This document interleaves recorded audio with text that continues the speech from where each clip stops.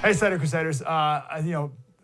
We talked to a couple authors actually whose books have come out at the perfect time right now, and we need to read these so we can truly understand what's going on around us. And one of them is Mike Gonzalez. He's from the Heritage Foundation. His book is The Plot to Change America: How Identity Politics is Dividing the Land of the Free. Mr. Gonzalez, how are you, brother?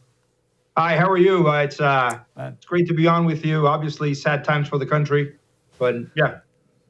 Yeah, no, well, I'm glad that you wrote this book so we can get to the root of it. So let's just start with identity politics. What is that first?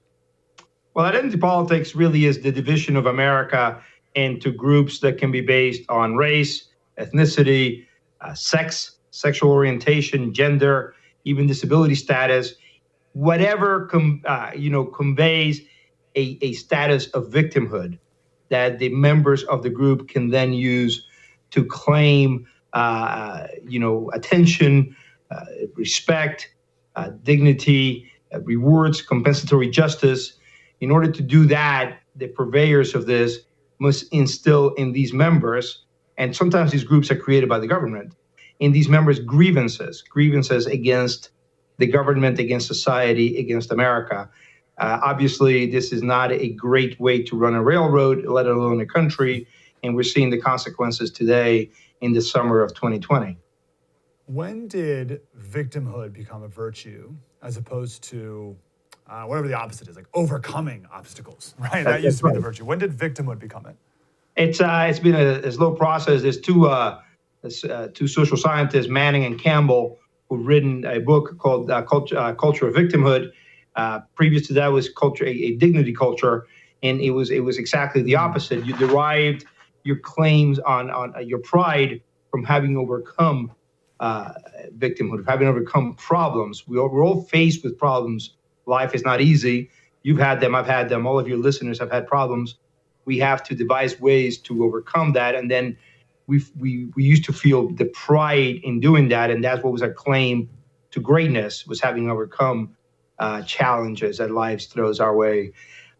Today, it's the opposite. It's your victimhood that gives you this pride, this claim for attention, this claim for benefit, and because of that, it just puts it on a hamster wheel.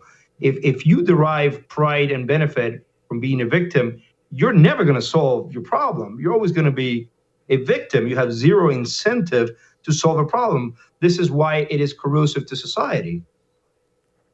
Yeah, that's such a good point. Speak a bit, Mike, if you can, about the purposefulness of this, right? Like, I think that's one of the big things that I've been learning, that this is all intentional by these philosophers and certain leaders for different reasons, but this is not like the organic outgrowth of America, right? This is a purposeful directive. So can you speak to that? Yeah, that's the reason why I named the title of my book, The Plot to Change America.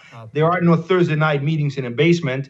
But yes, it actually starts with Antonio Gramsci, an Italian communist leader in the 1920s. He gets thrown into prison by the fascists, and he begins to think. They want to stop his brain from working. Bad idea, as we know from the example of St. Paul and many other thinkers. You do a lot of hard thinking in prison.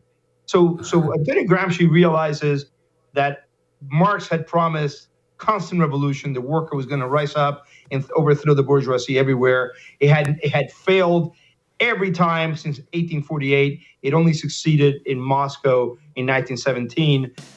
Wow, that was deep and insightful. I want more of that. Like, subscribe, get more.